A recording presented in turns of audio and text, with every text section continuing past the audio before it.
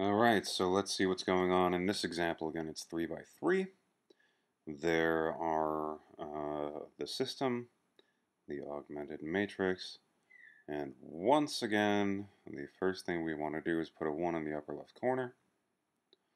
Again, I'm trying to make the numbers work out fairly nicely, so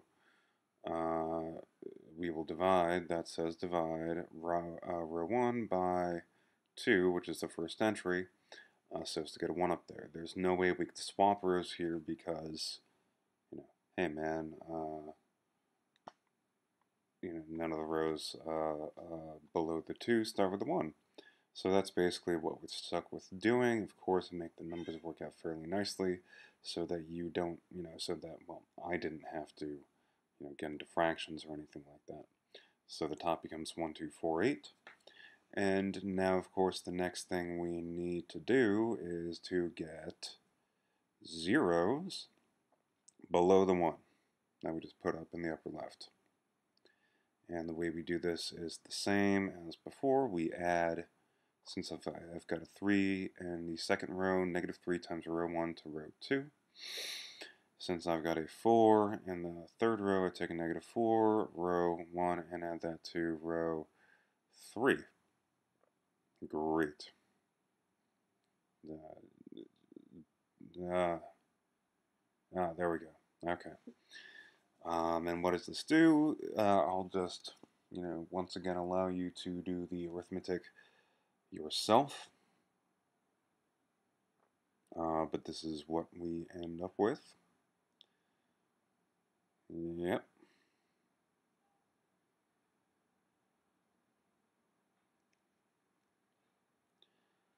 And, okay. Notice this is a little bit weird because I've got that sort of square, 2 by 2 square of zeros. So that means that neither the second or third row there's any way that there could be a 1 in the second column. So that tells me, if you think about it a little bit, that there's no way that I could have 3 leading 1s. One of the rows is not going to have a leading 1. So we ignore the top row, look for the first non-zero column, and we want to get a 1 at the top of that column. And there's no way to swap things, but we can divide by -7. And again, I've made the numbers work out, so divided by -7 is not hard. So on top we got 1, 2, 4, 8. On the bottom we got 0, 0, 1, 3. Next I meant 0, 0, 1, 3. And then we got 0, 0, -14, -42. Put that together. And now that we have this 1 as the leading non-zero entry in the second row, you want to get zeros above and below it. I'm going to enjoy a sip of coffee right now.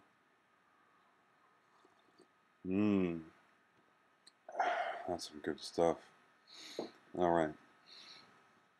So how do we do this? Well, first I'm going to erase some of this stuff that I've written over here. Quite a bit of it. And then I will say what we have to do. Row 1 has a 4 above the 1, so I'm going to add -4. That's an arrow. I'm going to add -4 row 2 to row 1.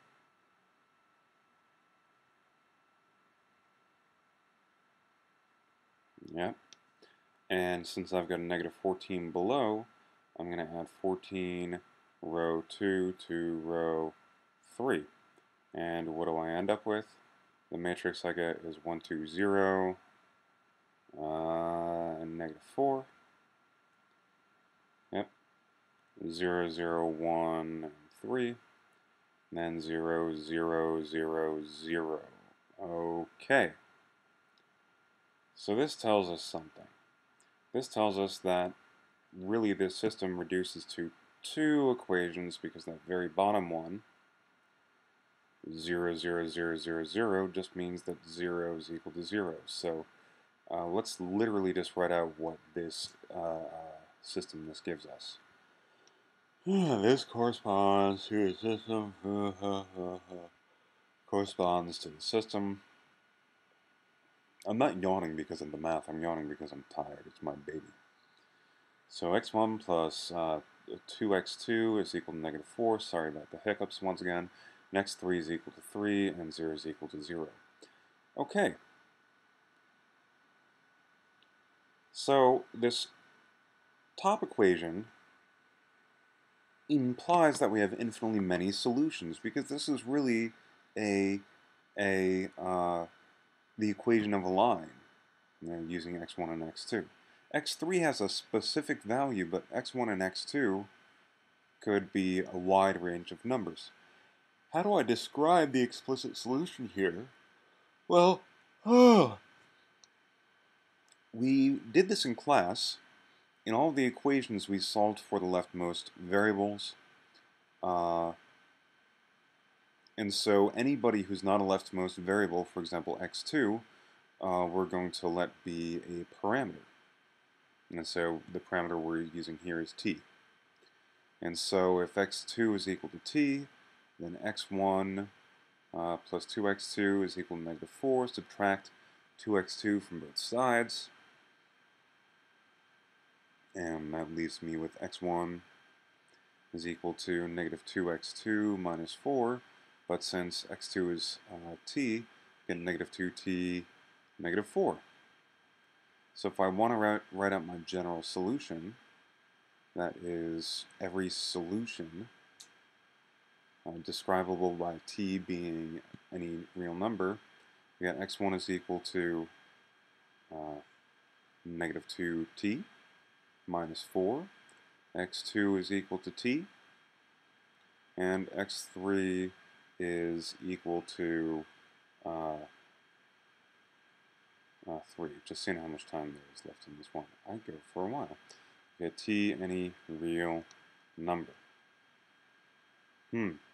Okay.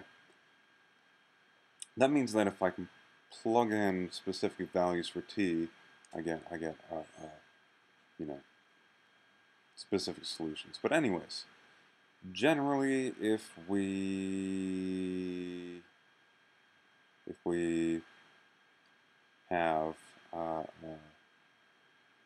fewer leading ones, or if leading or leftmost means the same thing, ones, then variables are unknowns,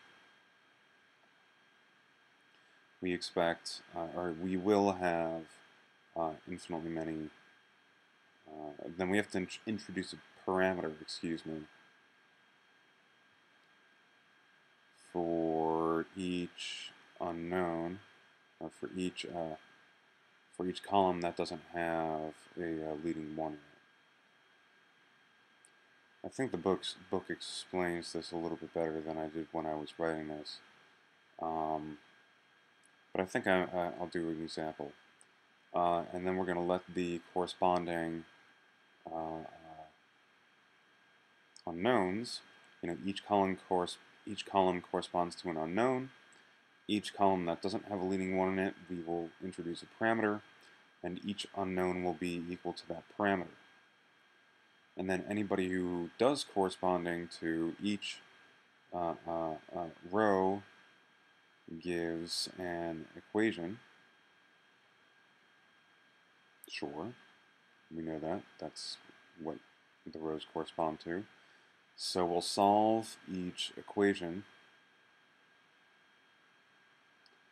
for the first variable, the leftmost variable, which is what we've been doing, or the first unknown. All of the rest of them will correspond to parameters, so we'll replace all the unknowns on the right with parameters, because they will all correspond to parameters. And then that gives you the general solution. And I believe in a second I'm going to do just an example where we start with a reduced matrix and then explain how to do this problem. In fact, here it is. Example. Let's say I've got 1, 2, 0, 3, 5, and 0, 0, 1, negative 2, 4. So 4 unknowns, 2 equations. It's x1, x2, x3, and x4. Now x2 and x4 have columns that don't have leading zeros in them. The only leading zeros are below x1 and x3. The columns 2 and 4 don't have leading zeros, or leading ones, excuse me. So I'm going to let x2 be a parameter s and x4 be a parameter t. So I have to introduce 2 parameters here. And then the 2 rows give the equations x1 plus 2x2 plus 3x4. It's supposed to be a 4 is equal to 5. And x3 minus 2x4 is equal to 4. Once again, that's a 4 is equal to 4. And now let me just erase what's above this so that I can write down the general solution. And so we'll solve the first and the second equations, each for x1 and x3. Notice that the only other variables occurring in each equation have already been given parameters. So I'm just going to do this quickly. x1 is equal to negative 2x2 minus 3x4 plus 5 comes from the first equation. And so this is negative 2s minus 3t plus 5. And x3 is equal to 2x4 plus 4. And since x4 is t, that's 2t plus 4. So that means that my general solution is what? x1 is equal to negative 2s minus 3t plus 5. How much time do we have left? Okay, x2 is equal to s. x3 is equal to 2t plus 4. And x4 is equal to just plain old t. And here s and t are 2 parameters, so they can be equal to any real numbers. To get specific solutions, you just plug in values for s and t. Great.